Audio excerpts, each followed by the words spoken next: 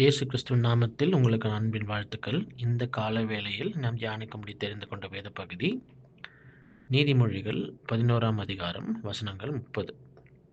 நீதிமொழிகள் 11 வசனம் 30. நீதிமானுடைய பலன் ஜீவ விருட்சம், ஆத்துமாக்களை ஆதாயப்படுத்திக் கொள்ளுகிறவன் ஞானமுள்ளவன்.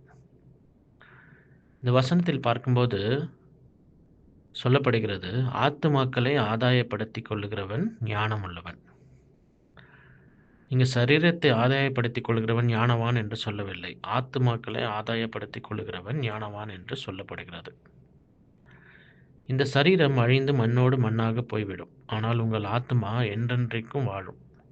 அதனால்தான் ஆண்டவர் சொல்கிறார், ஆத்துமாக்களை ஆதாயப்படுத்த வேண்டும் என்று சொல்லுகிறார். உலகத்தில் பார்க்கும்போது உலகம் யாரை ஞானவான் என்று சொல்லும் இல்லையா? உலகம் யாரை இவன் அறிவாளி, இவன் ஞானவான் என்று யாரை சொல்லும் என்றால், நன்கு சம்பாதிப்பவனை உலகம் ஞானவான் என்று சொல்லும். சொத்தை சேர்த்து வைப்பவனை உலகம் ஞானவான் என்று சொல்லும். அல்லது ஷேர் மார்க்கெட்டில் காசை போட்டு அதை இரட்டிப்பாக பெருக பண்ணுகிறவனை ஞானவான் என்று சொல்லும். ஆனால் வேதம் சொல்லுகிறது, ஆத்துமாக்களை சம்பாதிப்பவனை ஞானமுள்ளவன் என்று சொல்லுகிறது. உலகத்தில் ஞானமாய் தோன்றுவது வேதாகமத்தில் பைத்தியமாக தோன்றும் இல்லையா? உலகத்தில் ஒருவனுடைய சக்ஸஸ் எதில் மெஷர் பண்ணுவாங்க என்றால், அவனுடைய பணத்தை வைத்துக்கொண்டு சொல்வார்கள். இவன் தான் உலகத்திலே பெரிய பணக்காரன், இவன் தான் இல்லை இந்தியாவில் பெரிய பணக்காரன் சொல்லி அவனை ஒரு ரோல் மாடலாக பார்ப்பார்கள். இதுதான் உலகம். 1 யோவான் 2:15 சொல்லுகிறது, உலகத்தில் உள்ளவைகளிலும் அன்பு கூறாதிருங்கள். யாக்கோபு 4:4 சொல்லுகிறது, உலகம் சிநேகம் தேவனுக்கு விரோதமாக பகை என்று அறியீர்களா என்று நாம் பார்க்கிறோம். சரி, ஏன் வேதம் அப்படி சொல்லுகிறது இல்லையா? நம்ம பார்க்கும்போது உலகத்துக்கும் வேதத்துக்கும் ஒத்துப்போகாது. வேதம் ஏன் அப்படி சொல்லுகிறது? இங்கே ஒரு சம்பவத்தை ஆண்டவர் சொல்லுகிறார். லூக்கா 12ஆம் அதிகாரம் 16லிருந்து 20 வரை பார்க்கும்போது இங்கே ஒரு உவமையை ஆண்டவர் சொல்லுகிறார். அல்லாமலும் ஒரு உவமையை அவர்களுக்கு சொன்னார்.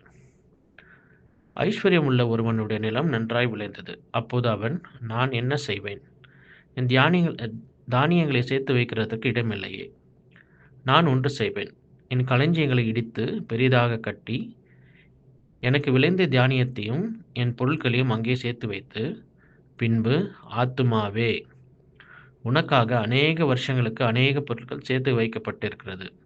நீ இளைப்பாறி புசித்து குடித்து பூரிப்பாயிரு என்று என் ஆத்துமாவோடே சொல்வேன் என்று தனக்குள்ளே சிந்தித்து சொல்லிக் கொண்டான். தேவனோ அவனை நோக்கி, மதிகேடனே, உன் ஆத்துமா உன்னிடத்திலிருந்து இந்த ராத்திரியிலே எடுத்துக்கொள்ளப்படும். அப்பொழுது நீ சேகரித்து வைக்கவை யாருடையதாகும் என்றார். இங்கே பார்க்கிறோம், ஆண்டவர் அவனை நோக்கி மதிகேடனே என்று சொல்லுகிறார். அதாவது முட்டாள் என்று சொல்லுகிறார். ஏன்? உன் ஆத்துமா உன்னிடத்திலிருந்து இந்த ராத்திரியிலே எடுத்துக்கொள்ளப்படும். அப்போது நீ சேகரித்தவைகள் யாருடையதாகும் என்றார். உலக மனிதர்கள் பணத்துக்கு முக்கியத்துவம் கொடுப்பார்கள். ஆனால் ஆண்டவர் பார்வையில் ஆத்துமாக்கள் வெளியேற பெற்றது. உலக மனிதர்கள் பணத்தை சேர்க்க விரும்புவார்கள். ஆனால் ஆண்டவர் ஆத்துமாக்களை சேர்க்க விரும்புகிறார். நம்ம என்னதான் பணத்தை சேர்த்து வைத்து புகழை சேர்த்து வைத்தாலும் நம் ஆத்துமா நஷ்டப்படுத்தினால் அதில் லாபம் என்ன என்று வசனம் சொல்கிறது இல்லையா? ஒருவன் உலகம் முழுவதும் ஆதாயப்படுத்தி கொண்டாலும் தன் ஆத்மாவை நஷ்டப்படுத்தினால் அவனுக்கு லாபம் என்ன? ஏன் ஆண்டவர் ஆத்துமாக்களை ஆதாயப்படுத்திக் கொள்கிறவன் ஞானம் உள்ளவன் என்று சொல்லுகிறான்? அதை நம்ம பார்க்கலாம். எதுக்கு ஆண்டவர் ஆத்துமாக்களை ஆதாயப்படுத்துகிறவன் ஞானவான் என்று ஏன் சொல்லுகிறார் என்பது காரியத்தை நாம் ஒரு வேத பகுதியிலிருந்து பார்ப்போம். 1 கொரிந்தியர் 9ஆம் அதிகாரம் 16ஆம் வசனம் இவ்வாறு சொல்லுகிறது, சுவிசேஷத்தை நான் பிரசங்கித்து வந்தும் மேன்மை பாராட்ட எனக்கு இடமில்லை. அது என்மேல் விழுந்த கடமையா இருக்கிறது. சுவிசேஷத்தை நீ பிரசங்கியா இருந்தால் எனக்கு ஐயோ இல்லையா? இதுதான் பவுல் சொல்லுகிறார். நம்ம எல்லாருக்கும் ஒரு கடமை இருக்கு இல்லையா? பிள்ளைகளுக்கு படிக்க வேண்டிய கடமை இருக்கு. பெற்றோருக்கு பிள்ளைகளை வளர்க்க வேண்டிய கடமை இருக்கும். ஆண்களுக்கு சம்பாதிக்க வேண்டிய கடமை இருக்கும். அதேபோல பெண்களுக்கு வீட்டில் சமையல் செய்யும் கடமை இருக்கும். இதுபோல எல்லோருக்கும் ஒரு கடமை இருக்கிறது. அதேபோல இங்க பவுல் சொல்லுகிறார், சுவிசேஷத்தை பிரசங்கிப்பது என்மேல் விழுந்த கடமையா இருக்கிறது என்று சொல்றார். நம்ம எப்போதாவது இந்த கடமையை நாம் செய்துவிட்டோம் என்று சொல்லி நம்மை பாராட்டிக் கொள்ள மாட்டோம் இல்லையா? நான் இந்த கடமையை செய்தேன், என் வீட்டில் நான் சமைத்தேன், அதனால சொல்லி என்னை என்னை நானே நான் பாராட்டிக் கொள்ள மாட்டேன். இல்லையா? நான் வேலைக்கு போய் சம்பாதித்தேன்னு சொல்லி என்னை நான் பாராட்டிக் கொள்ள மாட்டேன். ஏனென்றால் அது என்னுடைய கடமை. நான் செய்ய வேண்டிய கடமை. அதேபோல தான் சுவிசேஷத்தை பிரசங்கிப்பதும் நம்மேல் விழுந்த கடமை. அந்த கடமையை செய்கிறவன் ஞானவான் என்று ஆண்டவர் சொல்லுகிறார். தன் கடமையை சரியாக செய்கிறவனை ஆண்டவர் ஞானமுள்ளவன் என்று சொல்லுகிறார். இன்னொரு காரியம் பாருங்க. லூக்கா 17ஆம் அதிகாரத்தில் 7ஆம் வசனத்தில் ஆண்டவர் சொல்கிற காரியம், உங்களில் ஒருவனுடைய ஊழியக்காரன் உழுது அல்லது மந்தையை மேய்த்து வயலிலிருந்து வரும்போது எஜமான் அவனை நோக்கி, நீ முன்பு போய் சாப்பிட்டு வா என்று அவனுக்கு சொல்வானோ? நீ எனக்கு சாப்பாடு ஆயத்தம் பண்ணி அறை கட்டிக்கொண்டு நான் போஜன பண்ணும் அளவும் எனக்கு ஊழியம் செய், அதற்கு பின் நீ புசித்து குடிக்கலாம் என்று அவனுக்கு சொல்வான் அல்லவா? தான் கட்டளையிட்டவைகளை அந்த வேலைக்காரன் செய்ததற்காக அவனுக்கு உபச்சாரம் செய்வானோ? அப்படி செய்ய மாட்டானே. அப்படியே நீங்களும் உங்களுக்கு கட்டளையிட்ட யாவற்றையும் செய்த பின்பு, நாங்கள் அப்பிரயோஜனமான ஊழியக்காரர், செய்ய வேண்டிய கடமையை மாத்திரம் செய்தோம் என்று சொல்லுங்கள் என்றார். இல்லையா? என் கடமையை செய்ததுக்காக நான் என்னை புகழ்ந்து கொள்ள மாட்டேன். நான் அப்பிரயோஜனமான ஊழியக்காரர், எனக்கு கொடுக்கப்பட்ட கடமையை நான் செய்து முடித்தேன் என்று சொல்ல வேண்டும் என்று சொல்லுகிறார். இப்போ ஊழியம் செய்வது நம்மேல் விழுந்த கடமை. ஊழியத்தை செய்ததினால் நாம் ஆண்டவரை மேன்மை பாராட்ட, ஊழியத்தை செய்ததினால் நாம் நம்மை மேன்மை பாராட்ட முடியாது. அது நம்மேல் விழுந்த கடமை. அதனால் ஆண்டவர் இங்கு ஒரு ஆசீர்வாதத்தை சொல்லுகிறார். இந்த கடமையை செய்தவர்களுக்கு ஆண்டவர் ஒரு ஆசீர்வாதத்தை இங்கு கூறுகிறார். கடமை செய்கிறவனுக்கு ஆண்டவர் கூலி கொடுப்பதில்லை. ஆண்டவர் என்ன சொல்றாரு? அவனுக்கு கடமை செய்தவனுக்கு கூலி கிடையாது. ஆனால் தம்முடைய ராஜ்யத்தையே, தம்முடைய சொத்தையே தருகிறார். இதுதான் கடமையை செய்தவனுக்கு கிடைக்கிற பலன். அவன் கூலியை பெறமாட்டான், அவர் சொத்தில் ஒரு பங்கை பெறுகிறான். இல்லையா? அதுதான் கடமை செய்தவனுக்கு கிடைக்கும் பலன். இன்னொரு வசனம் சொல்லுகிறது, லூக்கா 15:7, அதுபோல மனம் திரும்ப அவசியம் இல்லாத 99 நீதிமான்களை குறித்து சந்தோஷம் உண்டாகிறதை பார்க்கிலும், மனம் திரும்புகிற ஒரே பாவி நிமித்தம் பரலோகத்தில் மிகுந்த சந்தோஷம் உண்டாயிருக்கும் என்று உங்களுக்கு சொல்லுகிறேன் என்று வசனம் சொல்லுகிறது. அப்போ இங்கே சொல்லப்படுகிறது, சந்தோஷம் இல்லை, மிகுந்த சந்தோஷம் உண்டாகுமா. அப்போ மனம் திரும்புகிற ஒரு பாவி நிமித்தம் பரலோகத்தில் மிகுந்த சந்தோஷம் உண்டாகும் என்று சொல்லப்படுகிறது. தூதர்கள் மத்தியிலே மிகுந்த சந்தோஷம் உண்டாகும் என்று நம்ம 10வது வசனத்தில் கூட நம்ம பார்க்க முடியும். அப்போ பாருங்க, நம்ம பூமியிலிருந்தே பரலோகத்துக்கு சந்தோஷத்தை கடத்த முடியும். ஒரு ஆத்மாவை ரட்சிப்புக்குள்ள நடத்தும் போது அது மிகுந்த சந்தோஷத்தை பரலோகத்தில் கொண்டு வருகிறது. இல்லையா? வேதத்தில் பார்க்கிறோம், எதை விதைக்கிறோமோ அதையே அறுப்போம். நாம் சந்தோஷத்தை விதைக்கும் போது, பரலோகத்தில் சந்தோஷத்தை சேர்க்கும் போது அந்த சந்தோஷம் நமக்கு இரட்டிப்பாக வரும். நம்ம பரலோகத்தில் துக்கத்தை சேர்க்கும்போது அது நமக்கு இங்கே பிரதிபலிக்கும். நம்ம எதை விதைக்கிறோமோ அதையே நாம் அறுப்போம். அதனால் நம்ம பரலோகத்தில் மிகுந்த சந்தோஷத்தை நாம் உண்டாக்க வேண்டும். இப்போ இந்த காலை வேளையிலே நாம் ஞானமாய் நடந்து கொள்ள வேண்டும்.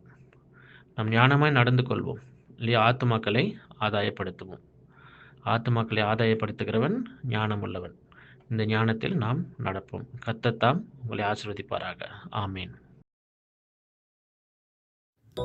இரத்தம் சிந்துதல் இல்லாமல் பாவ மன்னிப்பு உண்டாகாது என்ற வேத வசனத்தின்படி நமக்கு பாவ மன்னிப்பு உண்டாகும்படியாக நம் ஆண்டவராகிய இயேசு கிறிஸ்து கோர சிலுவையிலே தொங்கும் காட்சி இதோ.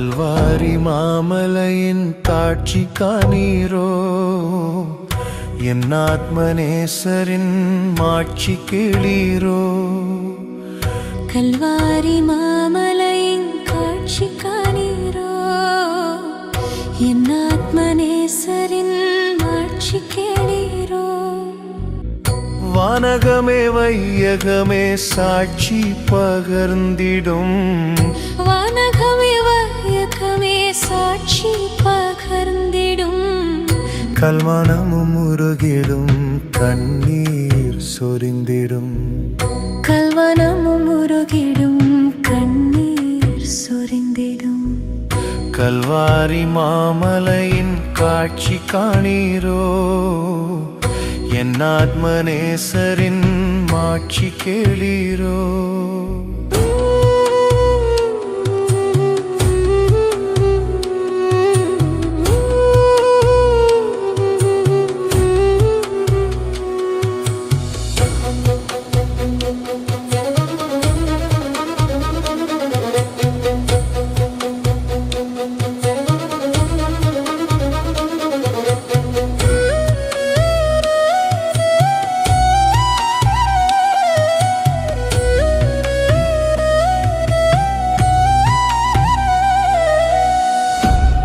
குணமாந்த நிந்தனை செய்தார் மன்னவனும் துடித்ததை கண்டு பூரித்தார் தீய குணமாந்த நிந்தனை செய்தார் மன்னவனும் துடித்ததை கண்டு பூரித்தார் பேயை போன்ற துன்பம் செய்து மகிழ்ந்தார் மன்னிப்பின் நாயகனும் வேண்டுதல் செய்தார் பேயை போன்ற துன்பம் செய்தே மகிழ்ந்தார் மன்னிப்பின் நாயகனோ வேண்டுதல் செய்தார் மன்னிப்பின் நாயகனோ வேண்டுதல் செய்தார் கல்வாரி மாமலையின் காட்சி காணீரோ என் ஆத்மநேசரின் மாட்சி கேளீரோ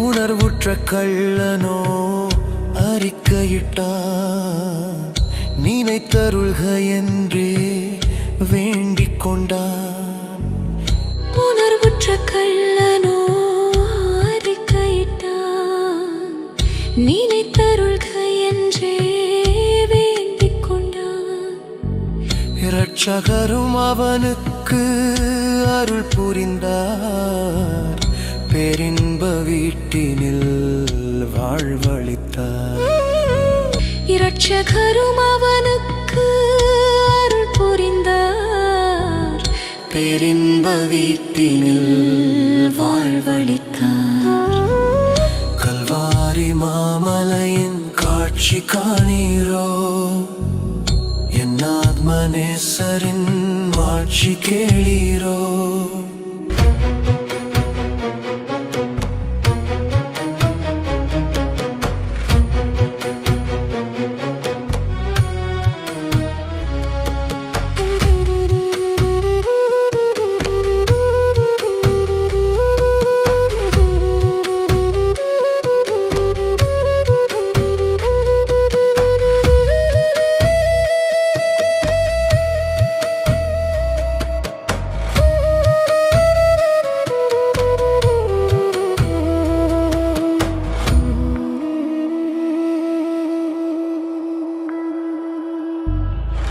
அன்னையிடம் இது உன் மகன் என்று அன்பான சீடனின் பொறுப்பளித்தார் அன்னையிடம் இது உன் மகன் என்று அன்பான சீடனின் பொறுப்பளித்தார் அவனிடம் இது உன் தாய் என்று கனிவாய் மொழிந்து கரமளித்தார். அவனிடமிது உன் தாய் என்று கனிவாய் மொழிந்து கரமளித்தார்.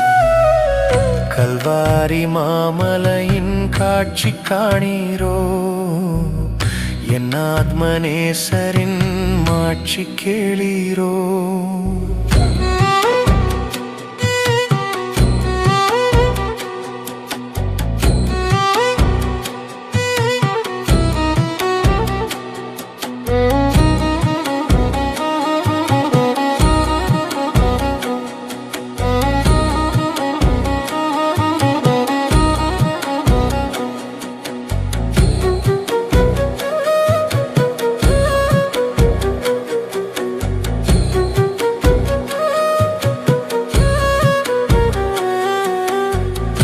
உடலும் உயிரும் துடித்துடிக்க இறைவனை நோக்கி அபயமிட்டார். உடலும் உயிரும் துடித்துடிக்க இறைவனை நோக்கி அபயமிட்டார். என்னை ஏன் கைவிட்டீர் என் தேவா என்றே விண்ணோக்கி முழக்கமிட்டார். என்னை ஏன் கைவிட்டீர் என் தேவா என்றே விண்ணோக்கி முழக்கமிட்டார். கல்வாரி மாமலையின் காட்சி காணீரோ, என் ஆத்மநேசரின் மாட்சி கேளீரோ.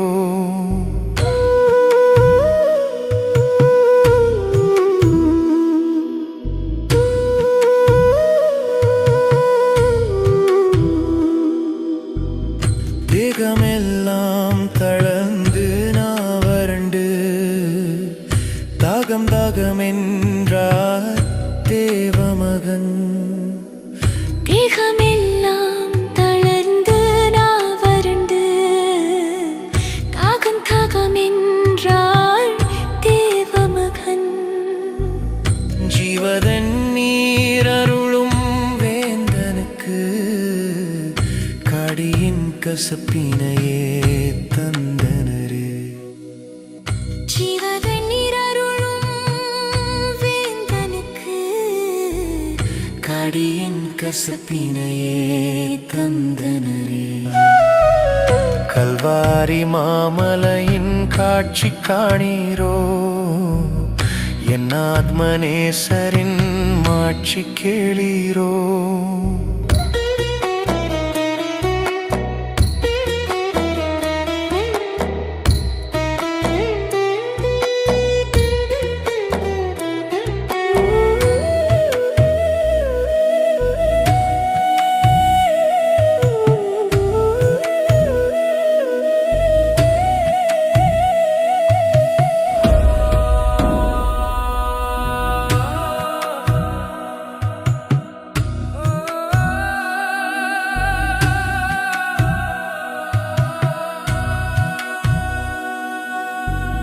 முடிந்தது என்று இயேசு முழக்கமிட்டார். ஆதாமின் சாபத்தை ஒழித்து விட்டார். முடிந்தது என்று இயேசு முழக்கமிட்டார். ஆதாமின் சாபத்தை ஒழித்து விட்டார். தொடர்பணி நமக்கென கொடுத்து விட்டார். அவரை நாமும் தொடர்ந்திடுவோம். தொடர்பணி நமக்கென கொடுத்து விட்டார். அவரை நாமும் தொடர்ந்திடுவோம். கல்வாரி மாமலையின் காட்சி காணீரோ, என் ஆத்மநேசரின் மாட்சி கேளீரோ.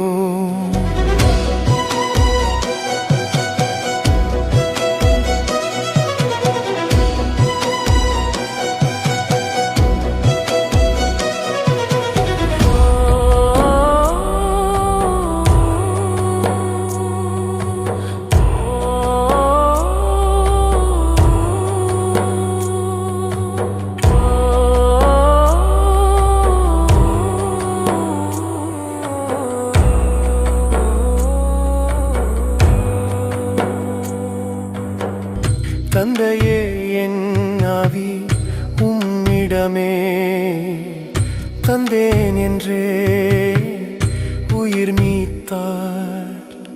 தந்தையே என் ஆவி உம்மிடமே தந்தேன் என்றே உயிர் நீத்தார்.